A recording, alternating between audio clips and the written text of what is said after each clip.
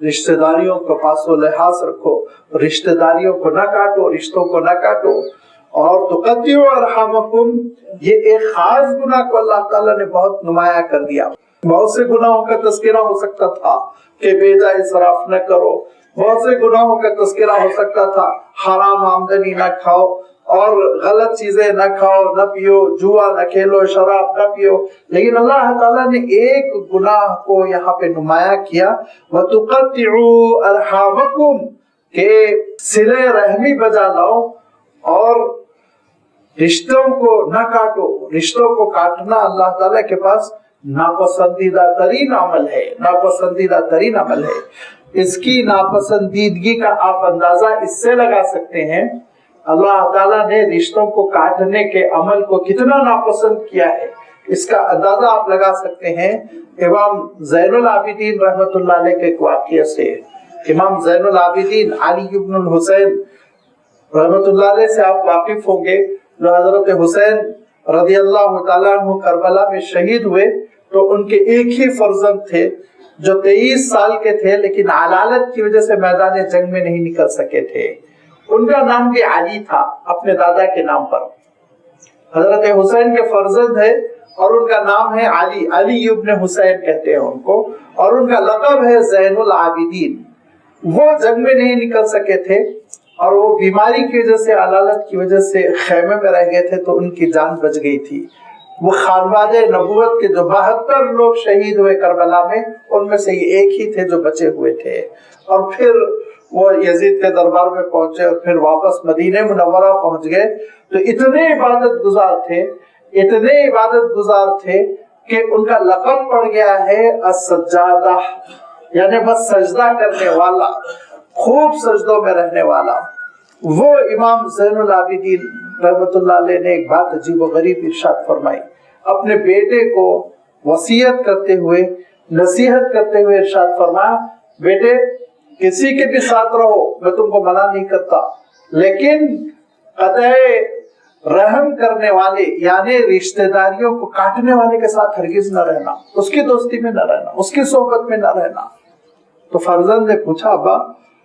اور دیگر گناہوں کے سلسلے میں آپ یہ تاکید نہیں کر رہے ہیں، لیکن قاطعون کا لفظ آتا ہے عربی میں، اس کو آپ ذہن میں رکھیے، حدیثوں میں بھی اس کا تذکرہ ہے۔ تو فرزند نے کہا کہ ابا آپ اور گناہ گاروں کا تذکرہ نہیں کر رہے، لیکن قاطعون کا تذکرہ بہت کر رہے ہیں کہ رشتہ داریوں کو کاٹنے والے کے ساتھ ہرگز نہ رہو۔ کہا بیٹے اس لیے میں اس کی بار بار تذکرہ کر رہا ہوں کہ قرآن پاک میں 3 جگہ اللہ تعالیٰ نے اس پر لعنت فرمائی، 3 جگہ۔ پہلی جگہ تو سورۃ البقرہ ہی میں ہے، اللہ تعالیٰ نے فاسقین کی تشریح کرتے ہوئے ارشاد فرمائے الا الفاسقین الذین ينقضون عہد اللہ من بعد میثاقہ ویقطعون ما امر اللہ بہ ان یوصل، کہ اللہ نے جن رشتہ داریوں کو برقرار رکھنے کا حکم دیا، ان رشتہ داریوں کو ختم کرنے والا، یا اولئک هم الخاسرون، وہی سب سے زیادہ نقصان میں رہنے والا، گھاٹے میں رہنے والا ہے، اور وہی خسارے میں رہنے والا ہے۔ وہاں ایک تذکرہ فرمایا۔ دوسری جگہ سورۃ الرعد میں اللہ تعالیٰ نے ارشاد فرمایا الذین ينقضون عہد اللہ من بعد میثاقہ ویقطعون ما امر اللہ بہ ان یوصل علیہم اللعنۃ وسوء الدار، ارشاد فرمایا اس پر اللہ کی لعنت ہے، اس کا برا انجام ہے۔ اور تیسری یہی جگہ ہے، ارشاد فرمایا کہ تقطعوا ارحامکم اولئک الذین لعنہم اللہ، یہ وہ لوگ ہیں جن پر اللہ کی لعنت ہوتی ہے۔ تو ارشاد فرمایا دیکھو بیٹے اس پر 3 جگہ قرآن مجید میں لعنت بھیجی گئی، اور جس پر لعنت بھیجی گئی اس کی صحبت میں تم رہو گے تو تم بھی لعنتوں کے مستحق ہو جاؤ گے، تم پر بھی اللہ کی لعنت ہوگی، اسی لیے اسے دوری اختیار کرو۔ یہ واقعہ میں اس لیے ذکر کر رہا ہوں کہ آپ اندازہ کیجئے کہ رشتہ داریوں کو پامال کرنا کتنا بڑا جرم ہے، کتنا بڑا گناہ ہے اللہ تعالیٰ کے نزدیک، ناپسندیدہ ترین عمل ہے۔ اللہ تعالیٰ نے اس کو بہت ناپسند فرمایا، اور یہی وہ وجہ ہے کہ اللہ کے رسول صلی اللہ علیہ وسلم ارشاد فرماتے تھے لا يدخل جنت قاطع، رشتہ داریوں کو توڑنے والا جنت میں داخل نہیں ہوگا۔ ارشاد فرمایا کیسے جنت میں داخل نہیں ہوگا؟ اللہ کے رسول صلی اللہ علیہ وسلم ارشاد فرماتے ہیں کہ میدان حشر میں अर्श रहमान के करीब रिश्ते दारियां सरापा एक जिस्म लिए हुए खड़ी होंगी। अल्लाह ताला उनको एक जिस्म देगा और वो अल्लाह ताला के दरबार में ये अर्ज कर रही होंगी कि परवरदिगार, जिसने मुझे जोड़ा आज तो अपनी रहमत से उसको जोड़, और जिसने मुझे तोड़ा आज तो अपनी रहमत से उसको तोड़ दे, महरूम कर दे। लिहाजा ये रिश्तेदारियां, इनका लिहाज रखना, इनको बरकरार रखना, ये अहम तरीन जिम्मेदारी है। आम तौर पर इस सिलसिले में बड़ी सुस्ती होती है कि रिश्तेदारियों को हम बरकरार नहीं रख पाते, रिश्तेदारियों को हम तोड़ देते हैं। रिश्तेदारियों को बरकरार रखना, इसका मफहूम ये होता है कि सिले रहमी, जो रहमे मादिर से रिश्ते हमारे कायम होते हैं, वो रिश्तों का पासो लिहाज करना। और उसकी तरतीब भी बता दी गई कि अल्लाह ताला ने खुद कुरान पाक में इरशाद फरमाया, व उलुल अरहामी बाज़ुहुम औला मिन बाज़, रिश्तेदारों में बाज़ तुमसे ज्यादा करीब होते हैं, बाज़ उतने करीब नहीं होते। लिहाजा दर्जा बदर्जा तुम उनसे राब्ता और ताल्लुक रखना। जैसे कि कहा गया कि आपकी जो जड़ है, यानी वालिद और वालदा, और वालिद और वालदा फिर उनकी जो जड़ें हैं, यानी दादा दादी नाना नानी, ये बहुत करीबी रिश्तेदार है। फिर इसके बाद ये फरमाया कि तुम्हारी असल की जो शाखें हैं, यानी भाई बहन, और फरमाया तुम्हारी असलुल उसूल की जो शाखें हैं, यानी खाला, मामू, चाचा, फूफिया, ये उसके दूसरे नंबर पर आने वाले हैं। अल-अक़रबु फल-अक़रब की मिसाल यहाँ रखी गई। फिर इसके बाद से फरमाया कि उनकी जो नस्लें हैं, जो कजिन्स बनेंगे, ये सबसे ऐसे ताल्लुकात रखना कि इरशाद फरमाया, इनमें से अगर कोई खस्ता हाल है, परेशान हाल है, मोहताज है, फक़र व फाक़े में मुब्तला है, तो तुम्हारी जिम्मेदारी बनती है तुम उनकी निगहदाश्त करो और अपने पैसों में से उनके लिए एक हिस्सा निकालो।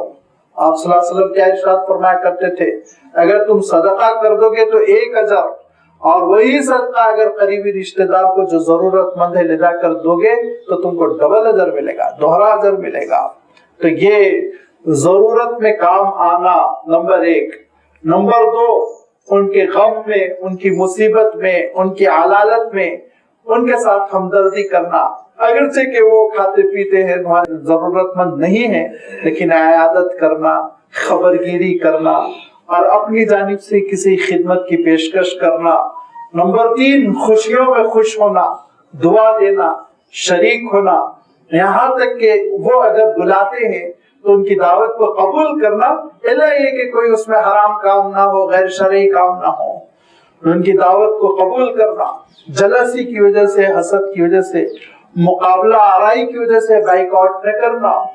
मुंह न मोड़ लेना, रुख न मोड़ना, बल्कि उनके पास जाना, खैर सगाली के लिए जाना, उनकी खुशी में शरीक होना। और फिर ये सारी चीजों के साथ साथ ताकीद कर दी गई कि उनके लिए हमेशा दुआ को रहना, दुआ करना उनके लिए। और ये दुआ के सिलसिले में इरशाद फरमाया कि जब तुम उनके लिए अच्छी दुआएं करोगे तो तुमको खुद अल्लाह ताला अच्छा भला अजर इनायत फरमाएगा। ये है रिश्तेदारियों का पासो लिहाज रखना। और इसके बरखिलाफ हसद के माहौल की वजह से, मुकाबला आराई के माहौल की वजह से कटे रहना, दुश्मनी करना, बुराई चाहना और इख्तिलाफात बढ़ाना, इख्तिलाफात को बढ़ावा देना,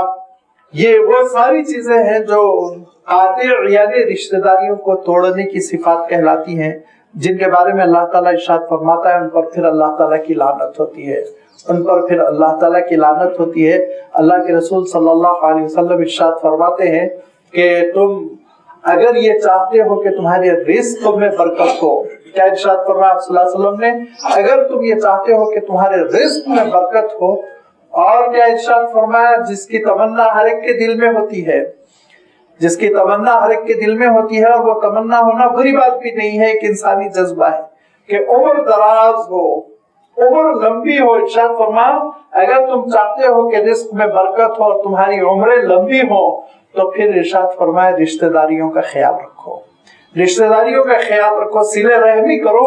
जब रिश्तेदारियों का ख्याल रखोगे अल्लाह ताला तुम्हारे रिस्क में बरकत देगा, तुम्हारी उम्र दराज करेगा, लंबी उम्र देगा, इरशाद फरमाया। वैसे भी जरा सोचिए आप नफ्सियाती तौर पर, जो शख्स रिश्तेदारियों को पास लिहाज रखता है, माहौल अच्छा पॉजिटिव बनाया हुआ रखता है, मोहब्बतों का माहौल है, नफरतें नहीं है, हसद नहीं है, कीना नहीं है, बुग़्ज़ नहीं है, अदावत नहीं है, तो लाज़मी बात है टेंशन नहीं है, उसको बीमारियां नहीं होंगी, मुसीबतें कम होंगी, चाहने वाले ज्यादा होंगे, यूं ही उम्र लंबी हो जाएगी, ज्यादा जिएगा।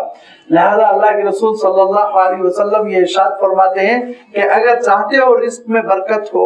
और उम्र दराज हो तो रिश्तेदारियों का ख्याल रखो। तो हुजूर अकरम सल्लल्लाहु अलैहि वसल्लम से एक साहब ने पूछा कि अल्लाह के रसूल, मैं तो बराबर ख्याल रखता हूँ, उसने सलूक करता हूँ और तोहफे भेजता रहता हूँ, मुलाकात के लिए जाता रहता हूँ, लेकिन मेरे रिश्तेदार वो हमेशा बदसलूकी करते हैं, जवाब में उनका जो रिएक्शन आता है वो अच्छा नहीं आता, हमेशा बदअखलाकी से पेश आते हैं, हमेशा कोई ना कोई जुमला कस देते हैं, तकलीफ पहुंचाते हैं। तो अल्लाह के रसूल सल्लल्लाहु अलैहि वसल्लम ने इरशाद फरमाया, नेकी यही तो है ना,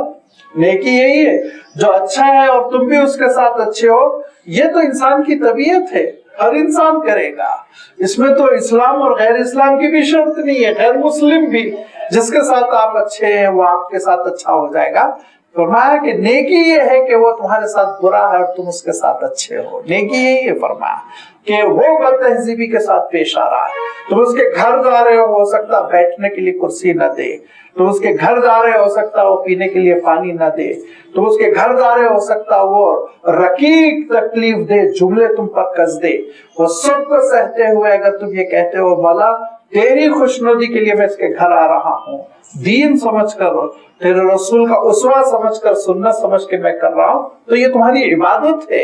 ये तुम्हारी इबादत है। और ऐसों के लिए अल्लाह के रसूल सल्लल्लाहु अलैहि वसल्लम इरशाद फरमाते हैं, अल्लाह ताला फरिश्तों को मुसल्लत कर देता है, ड्यूटी दे देता है कि वापस आने तक के लिए उसके लिए वो दुआए खैर करते रहते हैं, दुआए खैर करते रहते हैं। लिहाजा रिश्तेदारियों को जोड़ना चाहिए, कुर्बानी देनी चाहिए, और जो माहौल बना हुआ है ईंट का जवाब पत्थर, उसमें हम ये तहैया कर ले कि हम ईंट भी खाएंगे पत्थर भी खाएंगे, हम जवाब नहीं देंगे। क्यों? इसलिए कि अजर तो अपने मौला से लेना है, अल्लाह ताला से लेना है।